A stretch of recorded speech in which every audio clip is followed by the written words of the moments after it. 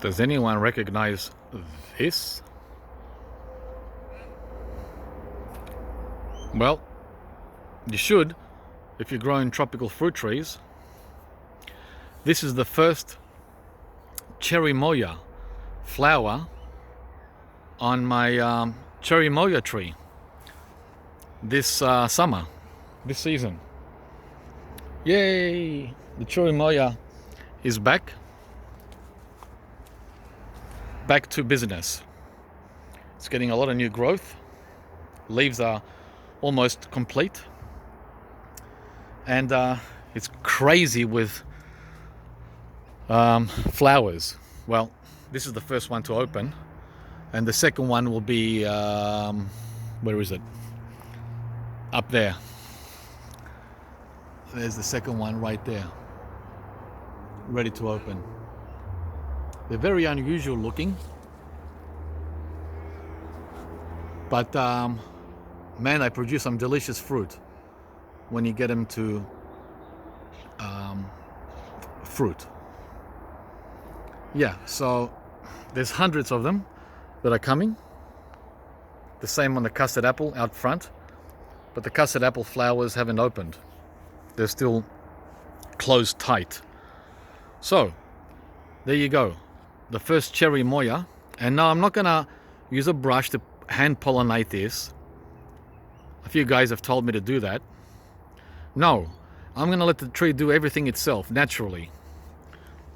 And I still have one from last summer, well, not last summer, but from last season that hasn't fallen yet. I'm waiting for these to fall. I learned through the last 6 months that you don't pick these off the tree here in my climate. You wait for them to fall, and that is when they are ideal, soft, sweet, and white on the inside, not brown.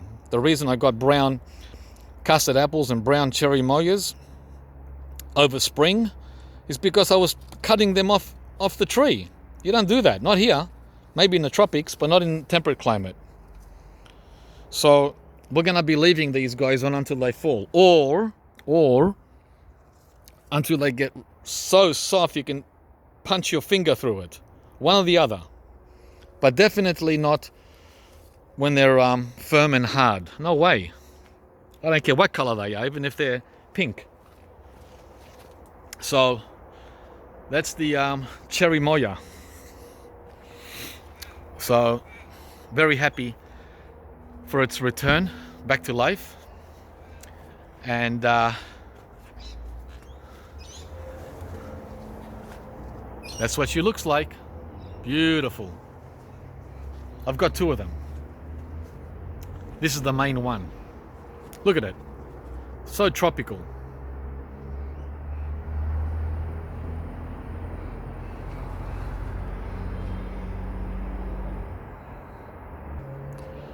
This is the other CHERIMOYA, which is slightly smaller and a little bit slower and behind, but it's got a nice trunk. It's about 8 years old, and actually this one was the first one to fruit, not the big one. So you don't even know how these things make any sense. Yeah, the smaller tree fruited first. This one here. So as you can see, it's got less leaves on it, so it's a little lagging behind the other one, but it'll come good when it's another few weeks. Second CHERIMOYA.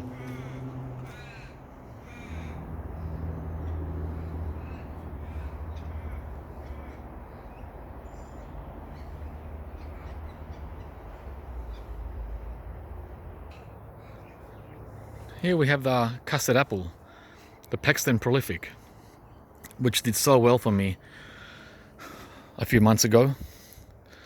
After only being in the ground for a year, we got a dozen fruit from it, and I learnt a lot. The best way to learn, guys, is by mistakes. In other words, be your own teacher. You are your best teacher. And whoops, there's something I didn't see here. the first flower. I thought it didn't flower, missed it. So the custard apple has flowered already. Looks like a few days already. It was hidden underneath all these leaves, and this is completely self-pollinating